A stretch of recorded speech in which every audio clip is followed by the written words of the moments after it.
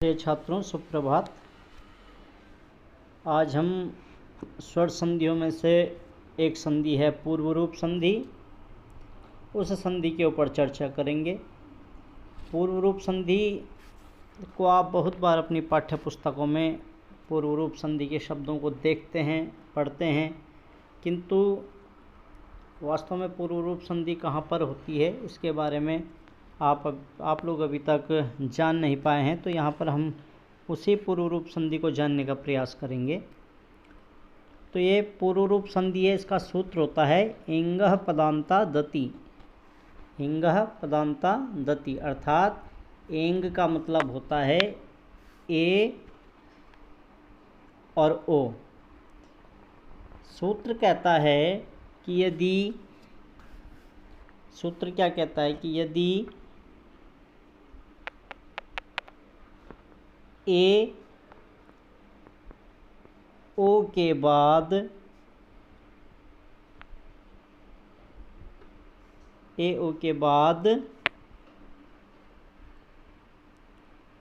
अ आए तो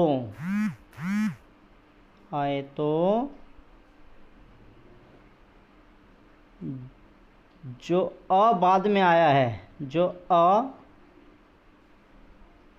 है उसे अ हो जाता है। ये भी अ है।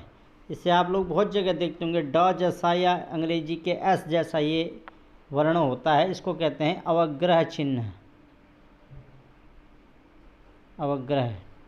अवग्रह का मतलब है इसकी आकृति इस प्रकार की होती है। इसे खंडाकार अ भी कहते हैं और इसका उच्चारण अ के समान ही होता है। यह अ ही है, अ का एक पृथक रूप है। तो यदि ए और ओ के बाद कहीं पर अ आए तो वो अ जो है वो इस प्रकार का बन जाता है, बाकी कोई परिवर्तन नहीं होता है। बहुत ज़्यादा इसमें कन्फ्यूज होने की आवश्यकता नहीं है। जैसे यहाँ पर हम उदाहरण के माध्यम से समझने का प्रयत्न करते हैं। हरे अव एक शब्द है, हरे अव, हरे हे हरि रक्षा करो। अव का मतलब होता है रक्षा करो, हरि रक्षा करो। तो हरे, चूंकि आप जानते हैं हरे कहाँ पर बनता है, संबोधन में बनता है। हे प्रभु, हे हरि रक्षा करो। तो ए है, रा में ए की मात्रा है। इसको हम यहाँ पर इस प्रकार से समझते हैं, ए और अव का अ।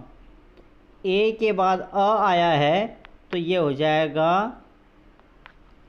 हर ए धन ऐसा वाला अ लगेगा और ए, तब ये बन जाएगा रा में ए की मात्रा जुड़ जाएगी, हरे अव। उसी प्रकार यहाँ विष्णु अव देखते हैं, विष्णु धन अव। विष्णु में ण से ओ की मात्रा को हम अलग कर लेते हैं और अव लिखते हैं। ये ओ के बाद अ आया तो ये अ जो है वो ऐसा बन जाएगा, अव। विष्णु ओ धन अव, ण में ओ की मात्रा फिर से मिल जाएगी, विष्णु अव को यहाँ मिला देंगे, विष्णु अव। तो बस बहुत ज़्यादा इसमें कठिनाई नहीं है। जहाँ भी आपको ए और ओ दिखे उसके बाद दूसरे पद में आपको अ दिखाई देता है, तो आपको सीधे सीधे पूर्व रूप संधि कर लेनी है। पूर्व रूप संधि का सूत्र ये इंगा पदान्ता दति। ए और ओ के बाद यदि अ आता है तो ये जो अ है इसको पूर्व रूप चिन्ह, इसको अवग्रह चिन्ह हो जाता है। ये इस प्रकार का अ बन जाएगा। इसको आप इस तरह से, अंग्रेजी के एस जैसा बनता है और आप मात्रा लगा देंगे, हल्का हल्का ड की तरह आपको दिखाई देगा।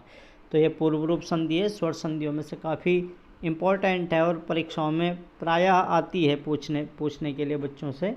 तो आप इसका ज़रूर ध्यान रखेंगे।